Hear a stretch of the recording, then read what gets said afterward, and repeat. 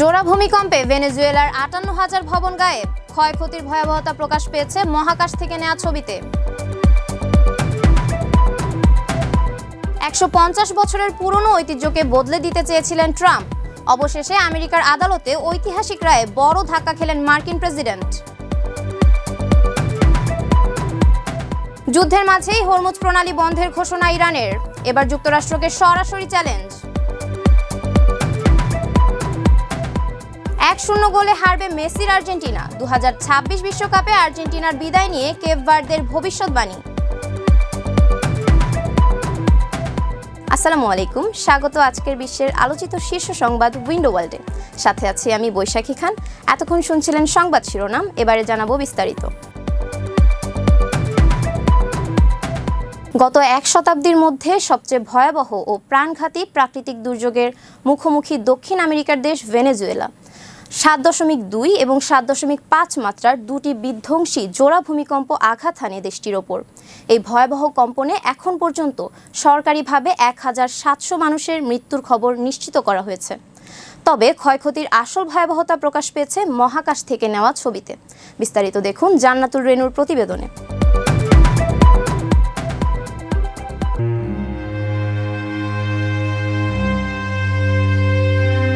গত এক শতাব্দীর মধ্যে সবচেয়ে ভয়াবহ ও প্রাণঘাতী প্রাকৃতিক দুর্যোগের মুখোমুখি দক্ষিণ আমেরিকার দেশ ভেনেজুয়েলা। গত সপ্তাহে দেশটিতে আঘাত হেনেছে শক্তিশালী জোড়া ভূমিকম্প। যুক্তরাষ্ট্রের মহাকাশ গবেষণা সংস্থা নাসার স্যাটেলাইট চিত্রে উঠে এসেছে এমন এক হাড়হিম করা চিত্র, যা পুরো বিশ্বকে স্তব্ধ করে দিয়েছে। স্থানীয় সময় বুধবার সন্ধ্যায় ৭.২ এবং ৭.৫ মাত্রার দুটি বিধ্বংসী জোড়া ভূমিকম্প আঘাত হানে ভেনেজুয়েলায়। এই ভয়াবহ কম্পনে এখন পর্যন্ত সরকারিভাবে ১,৭০০ মানুষের মৃত্যুর খবর নিশ্চিত করা হয়েছে। তবে ক্ষয়ক্ষতির আসল ভয়াবহতা প্রকাশ পেয়েছে মহাকাশ থেকে নেওয়া ছবিতে। যুক্তরাষ্ট্রের অরেগন স্টেট ইউনিভার্সিটির গবেষক পোরেস্কার এবং জেমন ভন ডেন ওয়েক ইউরোপীয় মহাকাশ সংস্থার উচ্চ রেজলিউশনের রাডার এবং স্যাটেলাইট ডাটা বিশ্লেষণ করে এক চাঞ্চল্যকর তথ্য জানিয়েছেন। গত ২৫ জুনের রাডার ডেটা ঘেঁটে তারা দেখেছেন ভূমিকম্পের পর ভেনেজুয়েলায় প্রায় ৫৮,৮৭০টি ভবন মারাত্মকভাবে ক্ষতিগ্রস্ত বা সম্পূর্ণ ধসে পড়েছে। গবেষকদের মতে রাডারের ছবিতে ভূপৃষ্ঠে যে আকস্মিক ও বিশাল পরিবর্তন লক্ষ্য করা গেছে তা এই নজরবিহীন ধ্বংসযজ্ঞের স্পষ্ট লক্ষণ। যদিও মার্কিন গবেষকরা এটিকে একটি প্রাথমিক পর্যবেক্ষণ হিসেবে উল্লেখ করেছেন এবং সঠিক ক্ষয়ক্ষতি নির্ধারণে সরেজমিনের তথ্যকে বেশি প্রাধান্য দেওয়ার কথা বলেছেন। অপরদিকে ভেনেজুয়েলার সরকারি হিসাব অনুযায়ী ভূমিকম্পে ৮৫৫টি ভবন ক্ষতিগ্রস্ত হয়েছে, যার মধ্যে ১৮৯টি সম্পূর্ণ ধসে পড়েছে। সরকারি ও স্যাটেলাইট তথ্যের এই পার্থক্যের মাঝেই দেশটিতে চলছে তীব্র উদ্ধার অভিযান। অবৈধ অভিবাসী কিংবা সাময়িক ভিসায় থাকা বাবা মায়ের সন্তান আমেরিকায় জন্মালেও স্বয়ংক্রিয়ভাবে সে দেশের পাসপোর্ট বা নাগরিকত্ব পাবে না। ১৫০ বছরের এই পুরনো আমেরিকান ঐতিহ্যকে এক ধাক্কায় বদলে দিতে চেয়েছিলেন ট্রাম্প, কিন্তু তার এই হুঙ্কার কি শেষ পর্যন্ত টিকল? বিস্তারিত জানতে দেখুন উইন্ডো ওয়ার্ল্ডের ডেস্ক রিপোর্টে।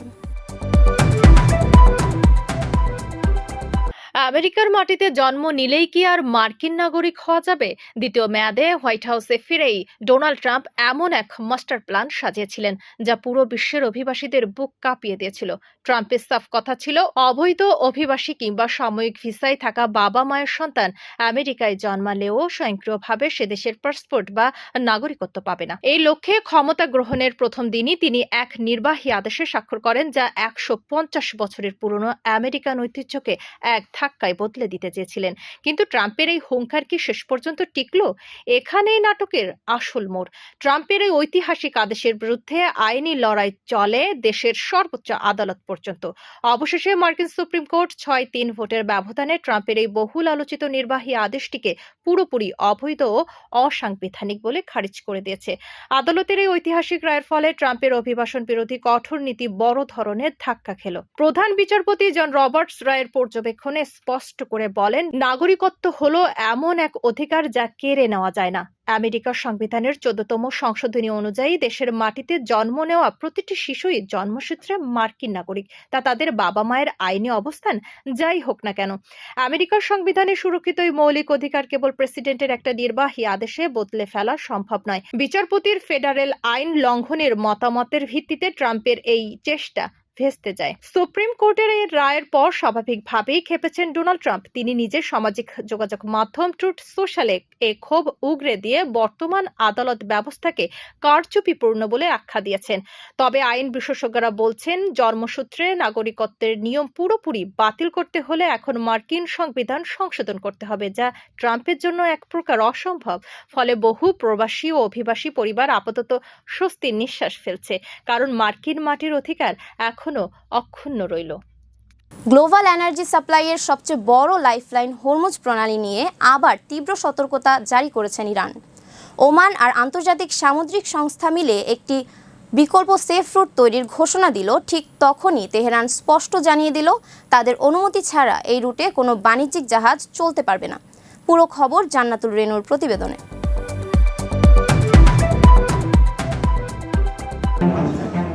ভাবুন তো, হঠাৎ যদি পৃথিবীর এক পঞ্চমাংশ তেলের সরবরাহ পুরোপুরি বন্ধ হয়ে যায়, তবে আমাদের দৈনন্দিন জীবনে কেমন স্থবির হয়ে পড়বে। ঠিক এই ভয়টাই এখন তাড়া করে বেড়াচ্ছে পুরো বিশ্বকে, কারণ গ্লোবাল এনার্জি সাপ্লাইয়ের সবচেয়ে বড় লাইফলাইন হরমুজ প্রণালী নিয়ে আবার তীব্র সতর্ক বার্তা জারি করেছে ইরান। ওমান আর আন্তর্জাতিক সামুদ্রিক সংস্থা মিলে যখন একটি বিকল্প সেফ রুট তৈরির ঘোষণা দিল, তখনই তেহরান স্পষ্ট জানিয়ে দিল, তাদের অনুমতি ছাড়া এই রুটে কোনো বাণিজ্যিক জাহাজ চলতে পারবে না। কিন্তু ওয়াশিংটন আর তেহরানের মধ্যকারের সাম্প্রতিক স্নায়ু যুদ্ধকে শেষমেশ এক ভয়াবহ জ্বালানি সংকটের দিকে ঠেলে দিচ্ছে বিশ্বকে। ওমান উপকূল ঘেঁষে একটি নতুন নৌ চলাচল পথ তৈরির উদ্যোগ নেওয়া হয়েছিল, যেন যুদ্ধাবস্থার মাঝেও বিশ্ব বাণিজ্য সচল থাকে। কিন্তু ইরান এই সিদ্ধান্তকে তাদের সার্বভৌমত্বের উপর বড় আঘাত হিসেবে দেখছে। দেশটির পররাষ্ট্রমন্ত্রী আব্বাস আরাকচি সরাসরি হুঁশিয়ারি দিয়ে বলেছেন, এই প্রণালীর পূর্ণ নিয়ন্ত্রণ ও ব্যবস্থাপনা সম্পূর্ণ তাদের হাতে। কোনো দেশ যদি তাদের রুটকে বাইপাস করে বিকল্প পথ খোঁজার চেষ্টা করে, তবে মধ্যপ্রাচ্যের পরিস্থিতি আরও জটিল এবং বিপজ্জনক হয়ে উঠবে।